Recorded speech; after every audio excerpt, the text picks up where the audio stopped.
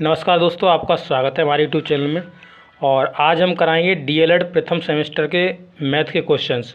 जैसा कि आपको पता है कि मैथ में 25 क्वेश्चंस आपके आते हैं और उन्हें आपको करना होता है। तो आपको मॉडल पेपर के ये 10 क्वेश्चंस मैं आपको कराने जा रहा हूँ, जो कि बहुविकल्पी हैं और इन्हें मैं डिटेल में डिस्कस करूँगा, जिससे कि आपके कंसेप्ट क्लियर हो पाएँ। तो देखिए, पहला क्वेश्चन आप देखेंगे, इसमें लिखा हुआ है अभाज्य संख्या है, इनमें से कौन सी अभाज्य संख्या है। तो इसमें आपको ऑप्शन दिए गए हैं और अभाज्य संख्या पूछी है। पहली 8, दूसरी 6, तीसरी 2 और 9। तो पहले आपको अभाज्य संख्या का कंसेप्ट क्लियर होना चाहिए कि अभाज्य संख्या होती क्या है। जैसे मान लीजिए ऑप्शन के लिए हमने 8 उठा लिया। अब इसमें क्या कहती है, अभाज्य संख्या का कंसेप्ट कह रहा है कि इसमें 1 डिवाइड कर दें और 8 को 8 सेल्फ डिवाइड कर दें। अगर इसके बाद किसी ने इसे डिवाइड किया तो ये अभाज्य संख्या नहीं होगी। अभाज्य संख्या कंसेप्ट क्या हुआ, मैं स्वयं से कटूंगी या मैं 1 से कटूंगी, इसका मतलब ये हो गया।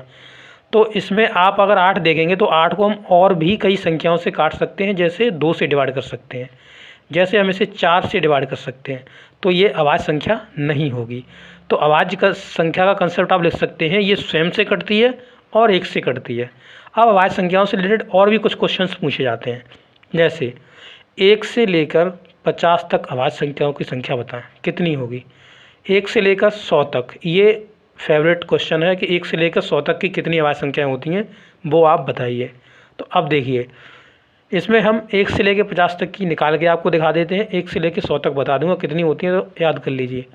जैसे पहले आप देखेंगे 2 एक ऐसी संख्या है जो एक सम संख्या भी है और अभाज्य संख्या भी है। तो क्वेश्चन इस तरीके से पूछा जाता है कि सबसे छोटी सम अभाज्य संख्या कौन सी है। बहुत फेवरेट क्वेश्चन है और बहुत ज़्यादा पूछा जाता है। तो इस क्वेश्चन को आपको ध्यान रखना है। तो 2 सबसे छोटी सम संख्या। अब सम संख्या क्या होती हैं, ये आपको कॉन्सेप्ट भी आना चाहिए। सम संख्या ये होती हैं, जैसे मान लीजिए किसी संख्या के लास्ट में 0, 2, 4, 6, 8, अगर ये नंबर किसी भी संख्या के लास्ट में लगे हुए हैं तो वो सभी संख्याएं सम संख्याएं हैं। जैसे मान लीजिए 12 लिखा हुआ है, तो 12 में लास्ट का अंक देखिए आपको 2 लिखा हुआ है। ऐसे ही मान लीजिए 24 लिखा हुआ है, तो 24 में 4 लिखा हुआ है, तो ये सब सम संख्याएं हैं। ऐसे ही मान लीजिए आपका 36 लिखा हुआ है, तो 36 में 6 है लास्ट में। ऐसे ही 48 मान सकते हैं, तो 48 में 8 है। और ऐसे ही मान लीजिए लिखा हुआ है 10 में 0 लगा हुआ है, तो ये सब सम संख्याएँ हैं। तो इस चीज़ को आपको ध्यान रखना है कि सम संख्याएँ क्या होती हैं। तो सम संख्याओं के लिए सीधा लास्ट में अंक देखिए, 0, 2, 4, 6, 8 अगर होगा तो वो सम संख्या होगी। तो अब देखिए, सबसे छोटी भाज्य और सम संख्या 2 ही है। इसके बाद कौन सी होगी, 3 होगी, क्योंकि 3 सेल्फ से डिवाइड होगी और 1 से डिवाइड होगी और किसी से डिवाइड नहीं होगी। इसी तरीके से 5 के बाद 7 के बाद 9 नहीं होगी।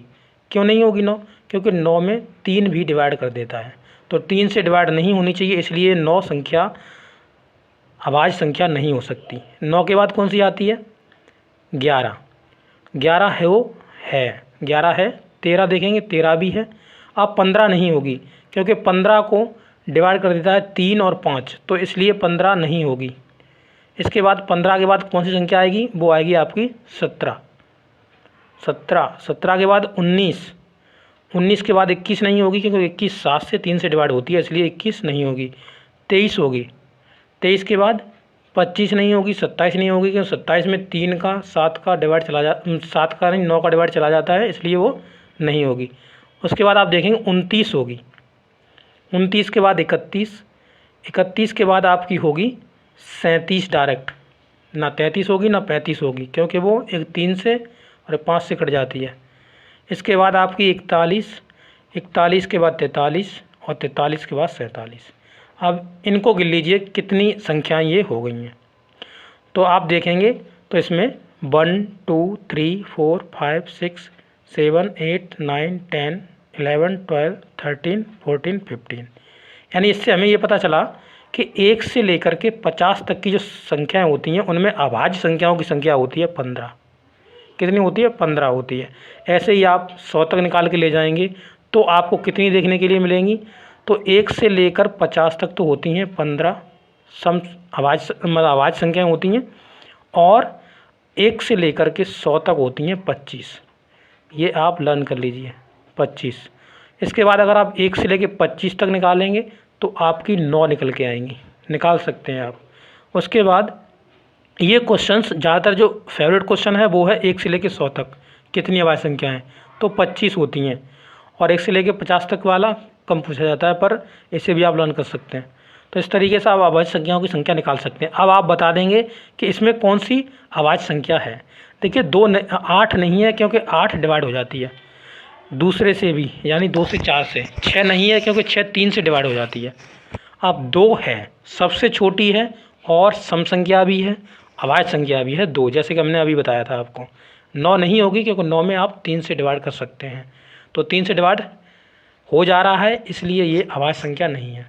इस तरीके से आपको अभाज्य संख्या से रिलेटेड आपका कंसेप्ट क्लियर हो गया है। अब देखिए क्वेश्चन नंबर 2, इसमें ऑप्शन में भी आप देख पा रहे हैं उत्तर बी, उत्तर बी। अब बी में कौन सा उत्तर है आपका, ये देखिए ब नंबर। ब नंबर का मतलब हो गया 2, ठीक है। इसी तरीके से आप नेक्स्ट क्वेश्चन देखिए। नेक्स्ट क्वेश्चन लिखा हुआ है कि 40 अंश का कोटपूरक कौन होगा। एक होता है कोटपूरक, एक होता है समपूरक, इन दोनों को याद कर लीजिए। कोटपूरक का मतलब हो गया कि दोनों का जोड़ के 90 होना चाहिए। अब ये देखिए 90 अंश से हमने अगर 40 अंश निकाल दिया, क्या निकाल दिया, 40 अंश निकाल दिया, तो 50 अंश बचेगा।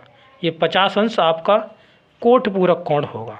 अगर यही आपको संपूरक कोण पूछता तो संपूरक कोण का मतलब होता है दोनों को जोड़ के 180 हो जाना चाहिए। संपूरक अगर इसका पूछता 40 अंश का, तो हमें 180 में से घटाना था, 180 में से घटाना था, यानी 40। तो 40 अगर हम घटाते 180 में से तो हमारा 140 बचता, ठीक है। तो इसमें 140 तो नहीं होगा, इसमें होगा आपका 50। तो ये 50 यानी ऑप्शन नंबर द वाला होगा आपका। इसी तरीके से इसमें देखो उत्तर भी लिखा हुआ है ऑप्शन नंबर द। तो हमने 2 आपको बताए, एक तो आपका संपूरक, एक कोटपूरक। तो संपूरक में आप लिख सकते हैं, ये आपका कंसेप्ट हो जाएगा,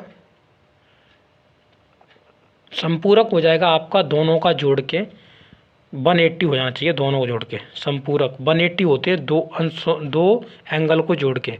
और कोटपूरक होता है उसमें 2 जोड़ के आपका हो जाता है 90, ठीक है। ये चीज़ याद रखिए, एक दिया होगा तो आप 90 में से घटा दीजिए, इसमें संपूरक में दिया होगा तो उसे 180 में से घटा दीजिए, तो आपको अगला मिल जाएगा। नेक्स्ट क्वेश्चन देखिए, लिखा हुआ है, देखिए आ गया वही क्वेश्चन। अब ये बता रहे थे 60 अंश का संपूरक कोण होगा। तो 60 अंश का बताइए कौन सा संपूरक कोण होगा। तो इसमें आपको दिख रहे हैं 4 ऑप्शन दिए हुए हैं, देखिए। अब 60 अंश का संपूरक कोण निकालने के लिए मैंने कहा था 180 होता है दोनों का जोड़ के, तो 180 में से इसे 60 को घटा दीजिए, 60 अंश को। जैसे ही आप घटाएंगे तो कितना बचेगा, 0, 2 और 1, यानी 120। तो 120 अंश हो जाएगा इसका आंसर। तो 120 मतलब ऑप्शन नंबर द हो जाएगा। देख लिया आंसर में भी लिखा हुआ है ऑप्शन नंबर द। तो ये 2 कंसेप्ट भी आपके क्लियर हो गए, कोटपूरक, संपूरक। अब नेक्स्ट आप देखेंगे समुच्चय। अब देखिए समुच्चय में क्वेश्चन दिया हुआ, समुच्चय ए बराबर, ए में जो आपके अंक दिए हुए हैं वो 4, 5, 6 दिए हुए हैं, तथा समुच्चय बी में 2 और 3 दिए हुए हैं। पूछा है ए यूनियन बी बताइए। तो अब देखिए ए यूनियन बी बराबर, अब इसमें पहले सबको हमें लेना है, किसी को छोड़ना नहीं है, सबको मतलब उठा लीजिए इसमें से 2, 3 को उठा लिया बी वाले में से, और इसमें से इन 4, 5, 6 को भी उठा लीजिए, 4, 5 और 6, इन सबको मतलब लेके आइए खींच के। तो कुल मिला के ये हो गया, इनमें हम एक बार सबको लेते हैं। अगर ये डबल रिपीट होता तो हम डबल नहीं लेना था, हमको एक बार ही लेना था। तो इसमें 2, 3, 4, 5, 6 ये सभी हो जाएंगे। तो इसका ये आंसर ए हो जाएगा, आंसर अ, ठीक है। आप ऑप्शन में भी देखेंगे तो आंसर अ लिखा हुआ है। तो देखिए अब हम देखते हैं क्वेश्चन नंबर 5। और क्वेश्चन नंबर 5 में क्या लिखा हुआ है, यदि किसी त्रिभुज के तीनों कोण, ये जो दिए हुए हैं आपको 60, 65, 45, 70, तो वह त्रिभुज होगा। तो अब इन त्रिभुज ऑप्शन अगर आप देखेंगे तो पहला अधिक कोण लिखा हुआ है, दूसरा न्यून कोण और तीसरा समकोण लिखा हुआ है। तो जैसा कि आपको मालूम है, जो अधिक कोण त्रिभुज होता है वो आपका 90 से ऊपर होगा और 180 के नीचे होगा। ठीक है, तो 180। इसी प्रकार से आप देखेंगे कि आपका जो न्यून कोण होता है वो 190 से मतलब 90 से नीचे होता है, और इसी समकोण देखेंगे तो समकोण एग्जैक्ट 90 होता है। अब इसके त्रिभुज कैसे वर्क करते हैं, कैसे हम त्रिभुज बना सकते हैं, तो देखिए पहले हम न्यून कोण त्रिभुज बनाएंगे। तो न्यून कोण त्रिभुज के लिए कुछ इस प्रकार से हमने जैसे मान लिए बनाया। ठीक है, तो न्यून कोण में हमेशा एक जो एंगल होगा वो 90 से नीचे होगा। तो 90 से नीचे होगा, जैसे मान लीजिए इसे हमने मान लिया कि ये 80 का है। कितने का है? 80 का है। तो अब ये जो कोण हो गए ये कितने कितने के होंगे, तो अब टोटल आपको मिला के बनाने हैं कितने, 180 बनाना है, क्योंकि त्रिभुज के तीनों अंतःकोणों का योग कितना होता है, 180 अंश होता है, आपको पता है। तो अब यहाँ पे ये हमने 80 बना दिया, तो अब हम 80 के बाद इनको कितना कितना बनाएं कि ये हमारा पूरा 180 हो जाए। तो अब कितना रह गया, केवल आपका रह गया 100। तो 100 बनाना है, तो मान लीजिए आपने इसको बना दिया 70 अंश का और इसे 30 अंश का बना दिया। तो इस तरीके से ये हो गया आपका न्यून कोण त्रिभुज, और ये सब जोड़ के कितना हो गया आपका, ये हो गया आपका 180। तो ये जो न्यून कोण त्रिभुज होता है उसमें एक एंगल जो होता है वो 90 से नीचे होता है, और इन तीनों का योग जो होता है वो आपका होता है कितना, 180 अंश। अब अगर इसके सभी एंगल्स आप देखेंगे तो ये एंगल्स आपके 90 से नीचे हैं। देखिए 65 भी नीचे है 90 से, ये 45 भी नीचे है और 70 भी नीचे है। तो कौन सा एंगल होगा, आपका न्यून कोण होगा। ये तो ऑप्शन आपका सही होगा, जैसे कि इसमें लिखा भी हुआ है उत्तर स। अब देखिए ये वर्क कैसे करते हैं, ये अधिक कोण की बात करें तो अधिक कोण जो होता है वो 90 से तो एबव यानी ऊपर जाएगा, और जो 180 होगा 180 से नीचे होगा। एक एंगल की बात करेंगे। तो अब देखिए इसे जोड़ना नहीं है, ठीक है, ये इसका एबव, इस प्लस का मतलब हमने एबव बताया है, और यहाँ से नीचे होगा, माइनस का मतलब नीचे होगा। तो अब देखिए इसे अगर बनाना है तो किस प्रकार से हम बनाएंगे। देखिए तो आपको इसको बनाने के लिए क्या करना होगा, जैसे मान लीजिए ये बनाया हमने, अधिक कोण बना रहे हैं तो एक कोण ज़्यादा का होना चाहिए। तो कुछ इस तरीके से हम इसे बनाएंगे, इस तरीके से। ठीक है, अब यहाँ पर ये कोण मैं अधिक दिखाऊंगा, यानी कहने का मतलब है 90 से ऊपर दिखाऊंगा। अब 90 से ऊपर दिखाऊंगा, मान लीजिए मैंने इसे 110 अंश का दिखा दिया। ठीक है, तो अभी ये दोनों एंगल कितने होंगे, ये वाला और ये वाला एंगल। तो ये जो एंगल होंगे वो आपके टोटल मिला के 180 अंश होना चाहिए। अब 100 अंश तो मैं 110 अंश तो मैंने दे दिया है। अब अभी हमारे पास कितना आंसर बचा है, 70 बचा है, 70 अंश और बचा है। तो 70 अंश को इन दोनों में मैं डिवाइड कर दूंगा। जैसे मान लीजिए इसे मैंने 40 अंश दे दिया, तो इसे मैं 30 अंश दे दूंगा।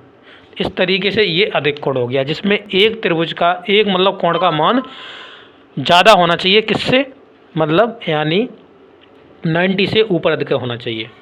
अब आप इसी प्रकार से देखते हैं समकोण त्रिभुज क्या होता है। तो समकोण त्रिभुज अगर आपको बनाना है तो ये परपेंडिकुलर की तरह रखिए इसे, और यहाँ पर इस तरीके से बनाइए।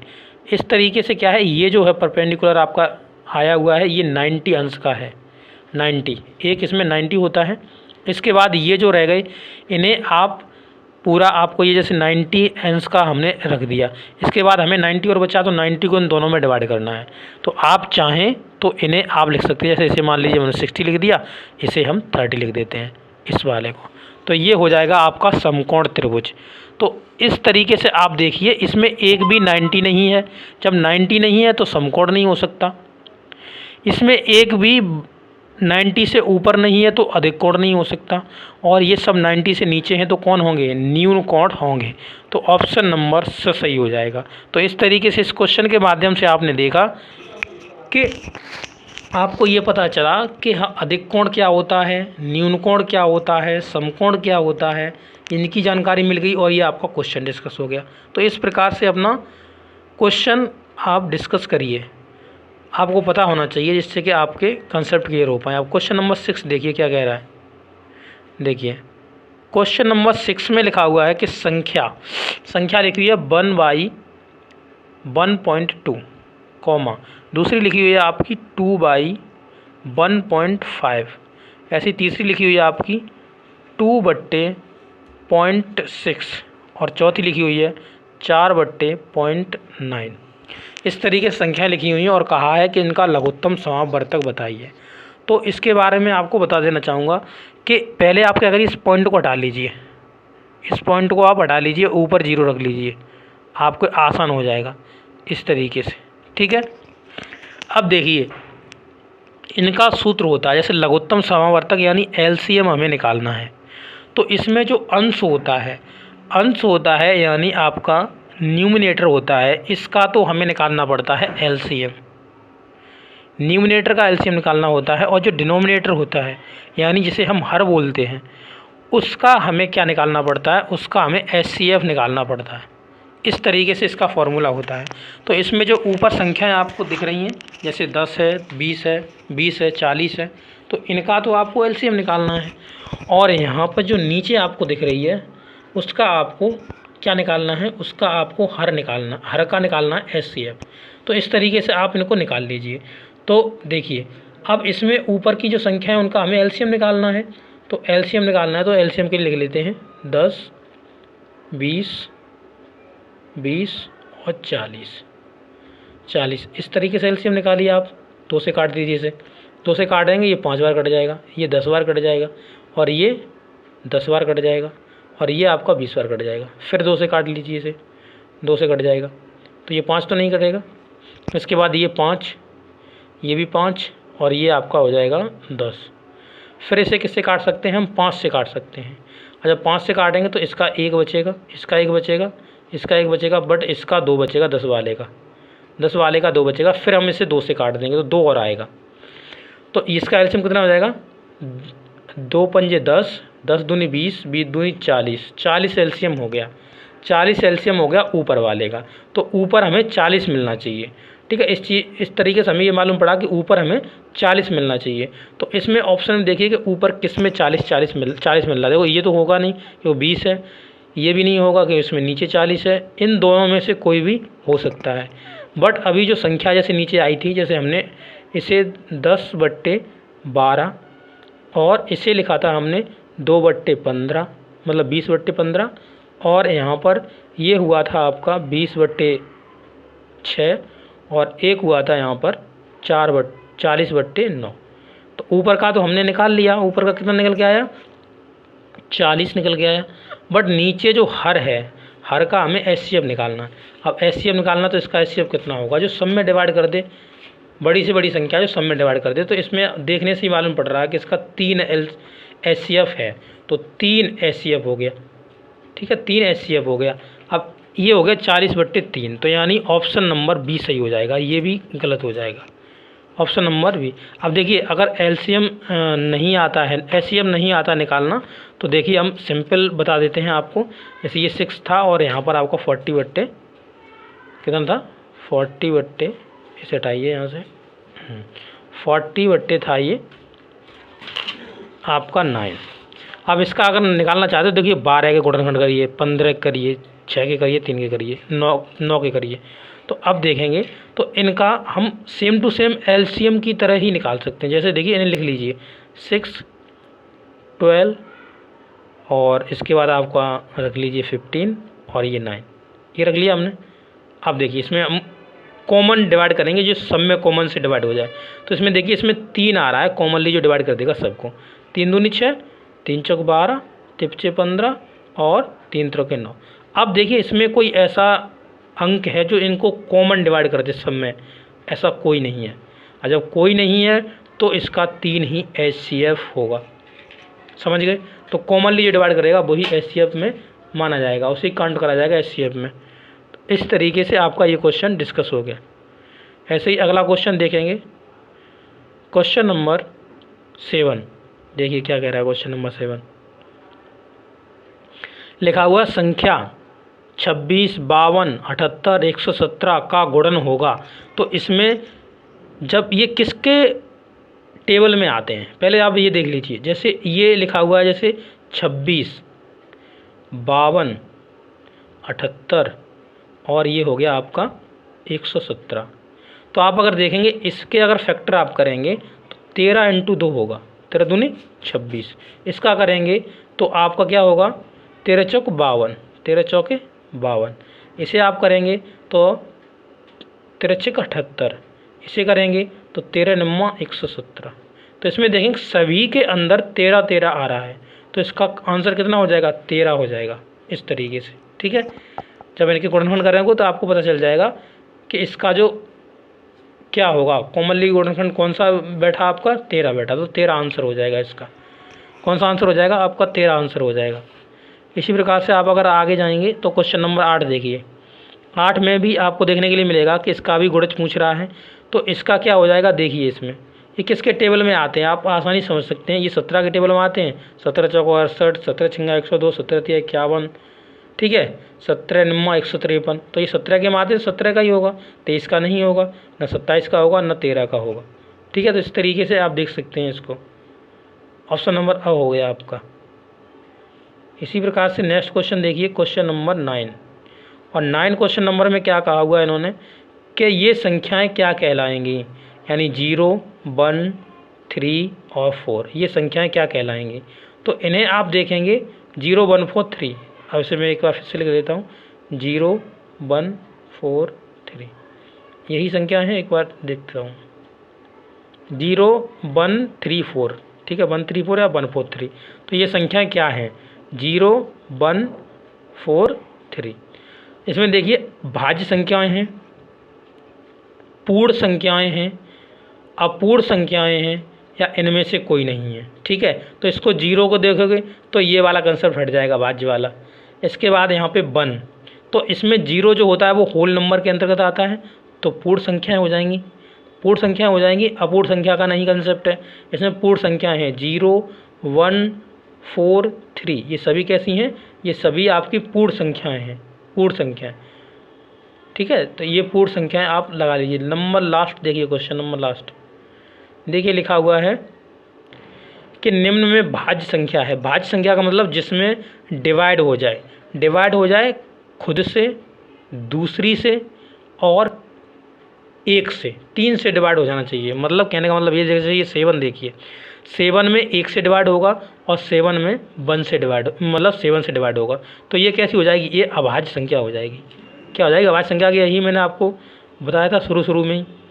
5 भी एक अभाज्य संख्या है, 13 भी अभाज्य संख्या है, पर ये जो 6 है ये एक भाज्य संख्या है। क्यों, क्योंकि देखो 6 में 1 भी डिवाइड देता है, 6 में 2 भी डिवाइड देता है, 6 में 3 भी डिवाइड देता है, और 6 में आपका 6 भी डिवाइड देता है। तो इसका कंसेप्ट ये कहता है कि मैं, भाज्य संख्या का मतलब ये होता है कि मैं स्वयं से डिवाइड होंगी, 1 से डिवाइड होंगी, और मुझे कोई एक अन्य भी डिवाइड करेगा। एक के बाद कितने भी डिवाइड कर सकते हैं।